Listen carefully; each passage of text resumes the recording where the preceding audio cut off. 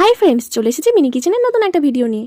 আজ মিনি কিচেনে প্রথমবার বানাবো গন্ধরাজ চিকেন পকোড়া। তো দেখো, প্রথমে আমি ওভেনে কড়াইটা বসিয়ে নিয়েছি, তারপর কড়াইটা গরম হয়ে গেলে তেল দিয়ে দিলাম। আর আমি চিকেনটা এখানে আগেই ম্যারিনেট করে রেখেছিলাম। এই গন্ধরাজ চিকেন পকোড়ার যদি তোমরা ফুল রেসিপি জানতে চাও আমাকে অবশ্যই কমেন্ট করো। চিকেনের পিসগুলো তো আমি একে একে তেলে ছেড়ে দিয়েছিলাম, এবার চলো উল্টানোর পালা। দেখো, এক পারে তো লাল লাল হয়ে গেছে, এবার আরেক পারটাও লাল লাল করে ভেজে নিতে হবে। তোমরা নিশ্চয়ই ভাবছো আজকে আমি কেন চেয়ারে বসে রান্না করছি। আসলে আমার কোমরে খুব পেন হচ্ছে, তাই ডক্টর আমাকে নিচেই বসতে একদমই বারণ করেছে।